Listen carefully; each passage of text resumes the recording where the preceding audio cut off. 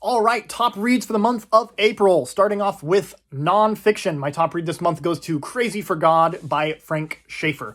This is probably the most brutally honest memoir I've ever read in the best possible way. Like, Frank Schaeffer doesn't even attempt to paint himself in the best possible light in this book.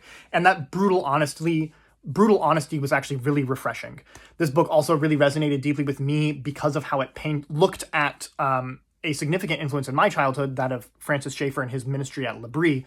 And it was really vindicating to see Frank Schaeffer have similar issues to what I had. But also, this book made me respect Francis Schaeffer actually more, getting to see him as a human, as opposed to just kind of a theological figure. That was actually really refreshing, and I really enjoyed it. So especially if you were influenced at all by Francis Schaeffer, highly recommend reading this book. It's a must-read.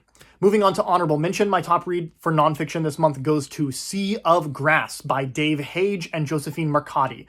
This looks at the North American prairies, the history, and then the issues in our modern period revolving around harmful farming practices and the need for prairie conservation and the need for a healthy prairie ecosystem in the world.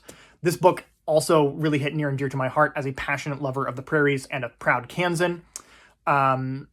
And I feel like Hage and Marcotti in this book do an excellent job, not only talking about the crisis we have with farming practices on the prairie, but also just how difficult it would be to change anything, even though that change needs to occur.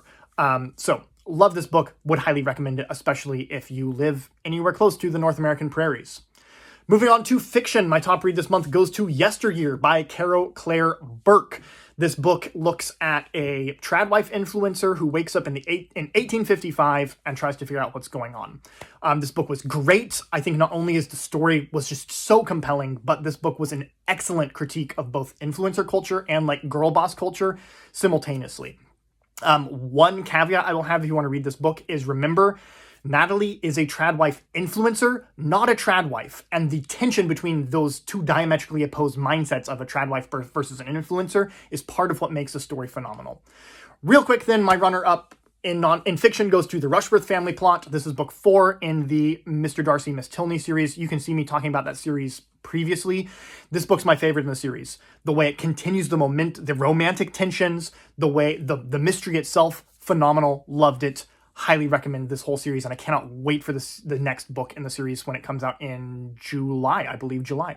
Anyway, that's it for me. Let me know if you read any books or if you have any books you'd recommend I read and possibly review on this channel. Leave me a comment. I would love to get to that. And until next month, happy reading.